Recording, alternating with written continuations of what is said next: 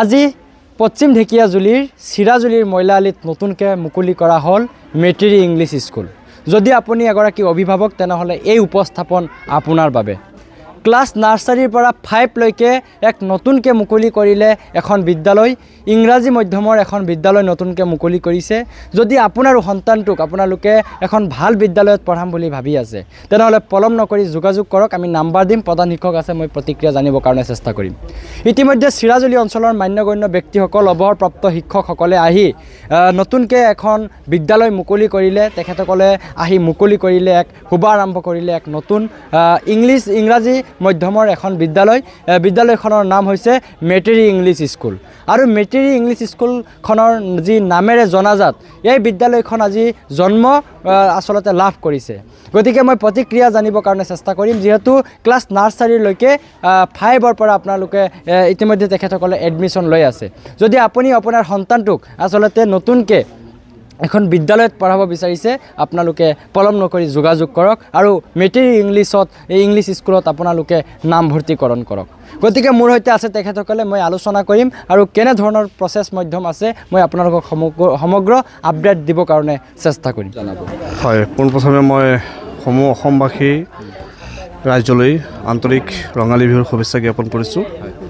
আৰু আজিৰ এই শুভক্ষণত আমাৰ চিৰাজুলিবাসী ৰাইজৰ তথা এই অঞ্চলৰ সকলোলৈ মই শুভেচ্ছা জ্ঞাপন কৰিছোঁ। আৰু আপোনালোকৰ কাৰণে মই জনাব বিচাৰিছোঁ যে আজি চিৰাজুলি মইলাআলিত আপোনালোকে দেখিবলৈ পাইছে ৰাইজৰ সহযোগত আৰু অশেষ প্ৰচেষ্টা কৰি পেলাই আজি মই এটি মেটেৰী ইংলিছ স্কুল নামেৰে নামাকৰণ কৰি পেলাই শুভাৰম্ভ কৰিছোঁ। ইতিমধ্যে শুভাৰম্ভ কৰিছে আমাৰ ধ্ৰুৱজ্যোতি কাকতি দেৱে।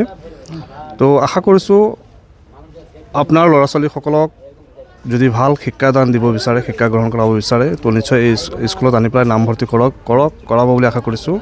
আৰু কিয়নো সম্পূৰ্ণখিনি ইংলিছ ৰখা হ'ব আৰু UKGৰ পৰা আমি অসমীয়া মাধ্যম ৰাখিম। অসমৰ যি সংস্কৃতি আছে, কলা সংস্কৃতি আছে, সেই কলা সংস্কৃতি ৰখা হ'ব। আৰু ইয়াত ডান্সৰ কাৰণেও ক্লাছ ৰখা হ'ব, আৰ্টৰ কাৰণে ক্লাছ ৰখা হ'ব, সাংস্কৃতিক ক্ষেত্ৰতো ক্লাছ ৰখা হ'ব। প্লাছ নাৰ্চাৰীৰ পৰা ক্লাছ 2লৈকে আমি এইবাৰ এডমিশ্যন ল'ম। অহা বছৰৰ পৰা নিশ্চয় ক্লাছ আৰু আগবঢ়াই দিম। ইতিমধ্যে আমাৰ নাৰ্চাৰীৰ পৰা ক্লাছ 2লৈকে গোটেইখিনি কিতাপ পত্ৰখিনি আহি যোগান আমাৰ ধৰা হৈছে। তো যিসকল অভিভাৱকসকলে ভাবিছে যে এইখন স্কুলত এডমিশ্যন কৰোৱাই পেলাই নিজৰ ল'ৰা ছোৱালীক এটি উন্নত ধৰণৰ মানদণ্ড দিয়াৰ ব্যৱস্থা কৰাৰ কাৰণে যি ভাবিছে, মই আপোনালোকক আহ্বান জনাব বিচাৰিছোঁ, অনুৰোধ জনাব বিচাৰিছোঁ। বিভিন্ন ক্ষেত্ৰত দেখা পোৱা যায় যে শিক্ষক শিক্ষয়িত্ৰীসকলৰ শিক্ষাগত অৰ্হতা বহুত কম থাকে আৰু প্ৰাইভেট স্কুলত মানে নিযুক্তি লাভ কৰি ছাত্ৰ ছাত্ৰীক পঢ়ুৱায়। গতিকে সেই বিষয়ত আপোনালোকৰ শিক্ষক শিক্ষয়িত্ৰীৰ আচলতে মানে কোৱালিফিকেশ্যন বা ডিগ্ৰী কি? হয়, ইতিমধ্যে ধৰক আমাৰ তাত আজি শুভাৰম্ভ হোৱা নতুন স্কুলখনত প্ৰায় 6জন শিক্ষক শিক্ষয়িত্ৰীয়ে ইতিমধ্যে আমালৈ আবেদন কৰিছে। আমি তেওঁলোকক এপইণ্টমেণ্ট দিছোঁ। তো 6জনৰ পৰা 3জনে MA কমপ্লিট কৰি পেলাই আহিছে তেওঁলোক, আৰু 2জন MA কমপ্লিট কৰি এজনে দিল্লী এখন ইংলিছ মিডিয়াম প্ৰাইভেট স্কুলত শিক্ষকতা 6 বছৰ শিক্ষকতা কৰি আহিছে, তেওঁ ইয়াতে জইন কৰিছে। আৰু 2জন MA BA পঢ়িয়ে প্ৰায় শেষ হৈছে, তেওঁলোকে এডমিশ্যন কৰিছে, মানে ইয়াতে অংশগ্ৰহণ কৰিছে। তো নিশ্চয় আশা কৰোঁ তেওঁলোকৰ উদ্যোগত সম্পূৰ্ণখিনি ভাল হ'ব, চেষ্টা ভাল হ'ব। আৰু ময়ো এই ক্ষেত্ৰত 24 আৱাৰ্ছে অভিভাৱকসকল লগতে ল'ৰা ছোৱালীসকলৰ লগত সহযোগত থাকিম, ৰাইজৰ লগত সহযোগত থাকিম, এইখিনি আশা কৰিছোঁ। আপোনালোকেতো আজিৰ পৰা এডমিশ্যন মুকলি? আজিৰ পৰা নাই, এডমিশ্যন আমি আজিৰ পৰা কেইবাদিন আগৰ পৰা লৈছোঁ। ইতিমধ্যে 20গৰাকী ল'ৰা ছোৱালীৰ ওপৰত এডমিশ্যন হৈছে। আজিও 2গৰাকী হৈছে আৰু 2গৰাকী বহি আছে, তেওঁলোকক কৰিব। তো ইতিমধ্যে 24জনমান আমাৰ এডমিশ্যন হৈছে আজিলৈকে। তো আশা কৰিছোঁ যিহেতু আমি এইকেইদিনৰ ভিতৰতে আমি ক্লাছ অপেনিং কৰিম, ক্লাছ মানে লোৱাৰ সিদ্ধান্ত লৈছোঁ। অতি সোনকালে যদি কিছুমানে ভাবে, অভিভাৱকসকলে যদি ভাবে যে এইখন স্কুলত দি পেলাই নিজৰ ল'ৰা ছোৱালীক এটি উন্নত মানদণ্ড শিক্ষাৰ কাৰণে আগবঢ়াব বিচাৰে, তো এই ক্ষেত্ৰত সম্পূৰ্ণ সহযোগ আমাৰ ফালৰ পৰা পাব। ধন্যবাদ। হয়, মই ইয়াত টিচাৰ কৰাম, যেতিয়া ইয়াত এডমিশ্যন কৰে চবে, এইটোৱে মই ক'ব বিচাৰিছোঁ। বহুত ভাল লাগিছে আজি। নিচেই পিছপৰা পশ্চিম ঢেকিয়াজুলিৰ চিৰাজুলি মইলাআলি আমাৰ এজন সমাজ কৰ্মী সন্তোষ দাই যি মানে পদক্ষেপ লৈছে তাতে আমি নথৈ আনন্দিত।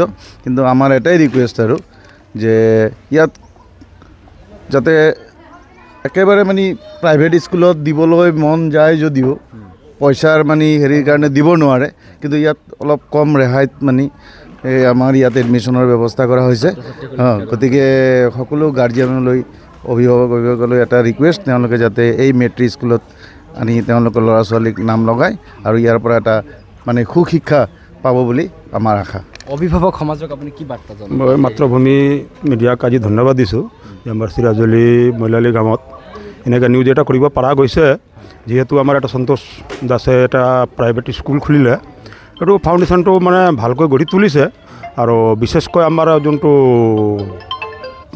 মানে ফিজ দিয়াত যে বহুত কমকৈ ৰখা হৈছে ল'ৰা ছোৱালীৰ শিক্ষাও ভাল হ'ব শিক্ষাৰ্থীবিলাক মানে মাষ্টৰবিলাকো ভাল আছে মই আজি চালোঁ আৰু এইটো অনুষ্ঠানটো আমি ভালকৈ আগুৱাই লৈ যাবৰ চেষ্টাহে কৰিম ইমানকৈ ধন্যবাদ ৰাখিলোঁ কি প্ৰতিক্ৰিয়া জনাব চিৰাজুলি মইলালিত এখন আমাৰ সন্তোষ দা এখন মেট্ৰিক স্কুল খুলিছে ইংলিছ স্কুল গতিকে সকলোকে ইয়াত আমি এডমিশ্যন ল'বলৈ গ'লোঁ যিহেতু এইখন কম খৰচতে কৰিব আৰু যিমানখিনি ল'ৰা ছোৱালীবিলাক আছে আমাৰ গাঁৱত ইয়াত হিন্দু আছে মুছলিমো আছে গোটেইবিলাকে যাতে ইয়াত আমাৰ এডমিশ্যন লয় তেওঁক আমি মানে সম্ভাষণ জনাইছোঁ কি বুলি কয় এইটো আমি তেখেতক শুভেচ্ছা জনাইছোঁ এইটো মানে ইমান সৰু গাঁও এখনত ভিতৰত তেওঁ স্কুল এখন খুলিছে তেওঁ আৰু এখন স্কুল আছে হুগৰাজুলিত আছে নেকি লাহাবাৰীত এখন স্কুল খুলিছে তেওঁৰ হেৰিতে ইয়াতো এখন খুলিছে গতিকে আমি খুব গৌৰৱান্বিত আৰু ভাল লাগিছে আৰু মই শুভেচ্ছা জনাইছোঁ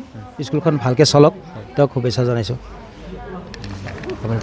মই অৱসৰপ্ৰাপ্ত শিক্ষক মোৰ ঘৰৰ কাষতে এখন ইংলিছ স্কুল হৈছে সন্তোষ দাসৰ উদ্যোগত বৰ ভাল লাগিছে আৰু এই অঞ্চলৰ এটা বহুদিনীয়া আশা পূৰণ হ'ব সকলোৱে ইয়াত এটা প্ৰাইভেট স্কুল ইংলিছ স্কুল ল'ৰা ছোৱালী এডমিশ্যন দি এটা মানে